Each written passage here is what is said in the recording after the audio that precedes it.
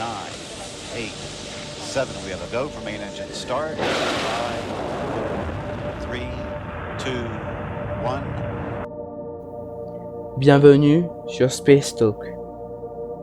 Aujourd'hui, vous allez revivre une tragédie spatiale que peu de gens ont vraiment comprise. Je suis aux commandes d'un Boeing 747 en vol au-dessus du Texas. Là-haut, bien au-dessus de mon avion, la navette spatiale Columbia rentre dans l'atmosphère. Nous sommes le 1er février 2003. La navette vole à plus de 27 000 km/h. Dans 16 minutes, elle devait poser ses roues en Floride. Mais ce vol ne verra jamais la piste. Voici l'histoire du dernier voyage de Columbia. Une mission qui aurait dû être comme les autres, mais qui est devenue l'une des pires tragédies de l'histoire spatiale. STS-107 Columbia. Une mission scientifique. 16 jours en orbite, 80 expériences, pas de rendez-vous avec l'ISS. 16 janvier 2003. Décollage parfait. Tout semble normal. Mais à T plus 82 secondes, un morceau de mousse isolante se détache du réservoir externe. Il percute l'aile gauche de la navette à pleine vitesse. Ce genre d'événement est déjà arrivé. Mais cette fois, c'est différent. À bord, les astronautes ne savent rien. Au sol, certains ingénieurs s'inquiètent.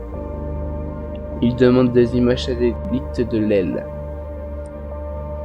Réponse officielle, pas nécessaire. La mission continue. Columbia emporte 7 astronautes. Rick Husband, commandant. William McCool, pilote. Michael Anderson, Kalpana Chawla, David Brown, Laurel Clark et Ilan Ramon, le premier astronaute israélien. 7 profils, 7 passions, une équipe unie. Ils mènent leurs expériences en orbite, souriants, détendus. Personne ne se doute du piège qui les attend. 1er février 2003, 8h44, heure de Texas. Columbia commence à rentrer dans l'atmosphère. Au sol, les équipes suivent le plan de vol. Mais très vite, les capteurs cessent de répondre. Température anormale dans l'aile gauche. Perte de pression. Perte de données.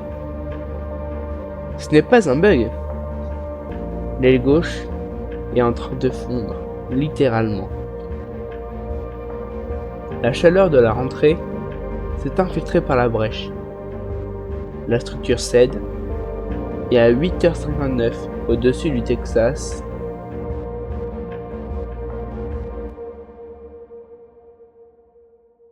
Columbia explose. Des débris pleuvent sur 600 km. Champs, routes, toits de maison.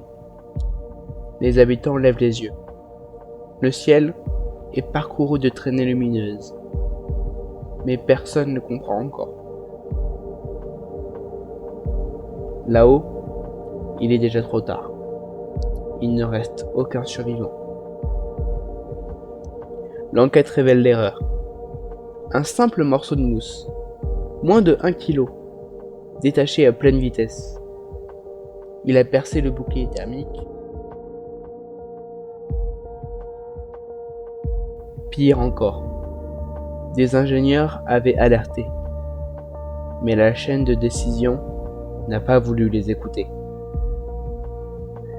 La NASA suspend les vols, et 8 ans plus tard, elle met fin au programme des navettes. Columbia aurait été la dernière piqûre de rappel. Columbia ne reviendra plus. Mais son histoire, elle, ne doit jamais s'éteindre. Chaque mission actuelle, qu'elle vienne de SpaceX, Boeing ou l'ESA, applique les leçons tirées de ce drame. L'espace est fascinant, mais il reste hostile. Et il ne pardonne aucune erreur. Si cette histoire vous a marqué, abonnez-vous à Space Talk. D'autres récits extraordinaires vous attendent, là-haut, à la frontière du possible.